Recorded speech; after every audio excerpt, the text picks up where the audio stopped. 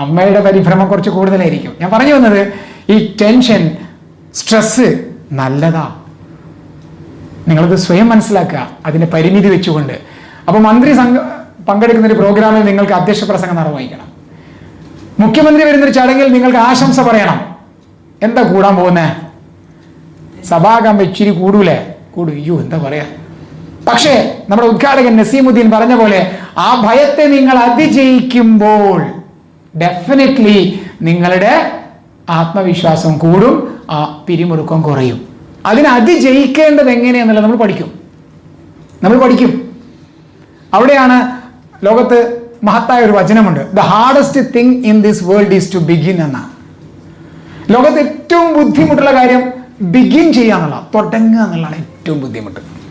ഒന്ന് തുടങ്ങി നോക്കി, ഏത് കാര്യം നമുക്ക് എളുപ്പമായി മാറും. പ്രസംഗം നമ്മുടെ ജീവിതത്തിന്റെ ഭാഗമേ അല്ല. നമ്മുടെ നാട്ടിൽ പ്രസംഗിക്കുന്നവരെന്നും പ്രസംഗിച്ചുകൊണ്ടിരിക്കുന്നു, കൈയടിക്കുന്നവരെന്നും കൈയടിച്ചുകൊണ്ടിരിക്കുന്നു. ഇതാണ് സ്ഥിതിവിശേഷം. നമ്മുടെ ജീവിതത്തിന് ഭാഗമല്ല പ്രസംഗം. അതുകൊണ്ട് ഈ ഒരു സ്ഥിതിവിശേഷത്തോട്, ഈ ഒരു സിസ്റ്റത്തോട് നമ്മൾ പരിചിതരല്ല. മൈക്ക് ഒരു ഭീകര ജീവിയാണെന്ന് നമ്മൾ സ്വയം വിശ്വസിച്ചിരിക്കുന്നു. ജോസഫ് സാറ് അധ്യക്ഷ പ്രസംഗം ഭംഗിയായി നിർവഹിച്ചു. അദ്ദേഹത്തിന് നമുക്ക് ഇടയിലുണ്ടായിരുന്ന തടസ്സം എന്താ? ഈ ഒരു പോഡിയവും ഈ ഒരു മൈക്കുവാ. അതില്ലെങ്കിൽ ജോസഫ് സാർ കൂളായിട്ട് സംസാരിക്കും. ഇത് വന്നപ്പോൾ കാര്യങ്ങളാകെ മാറി. എന്നിട്ടും ജോസഫ് സാർ നന്നായി സംസാരിച്ചു. അത് അദ്ദേഹത്തിന്റെ മിടുക്കാണ്, അതിനൊരു കയ്യടി കൊടുക്കാം.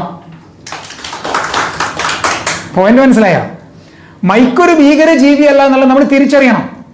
ഇതൊരു ഉപകരണം മാത്രം. എൻ്റെ ശബ്ദം കുറച്ചുകൂടി ഒച്ചത്തിൽ നിങ്ങൾക്ക് എത്തിച്ചു തരുന്ന ഒരു ഉപകരണം മാത്രമാണിത്. ഇതെന്നെ പിടിച്ച് വിഴുങ്ങില്ല എന്ന ബോധ്യം ഉണ്ടാവണം. ഇതിനെ നിങ്ങൾ മൈൻഡ് ചെയ്യണ്ട. സഭാകമ്പം നിങ്ങളെ പിടിമുറുക്കുന്നുണ്ടെങ്കിൽ നിങ്ങൾ ഇതിനെ മൈൻഡ് ചെയ്യണ്ട. നിങ്ങൾ മുമ്പിരിക്കുന്ന ആളുകളുടെ സൗന്ദര്യം ആസ്വദിച്ചോളൂ. സുന്ദരന്മാർ, സുന്ദരി കുട്ടപ്പന്മാർ ഇവിടെ ഇരിക്കുന്നുണ്ട്. അവരെ നോക്കി നിങ്ങൾ പറയാനുള്ള കാര്യം പറഞ്ഞോളൂ.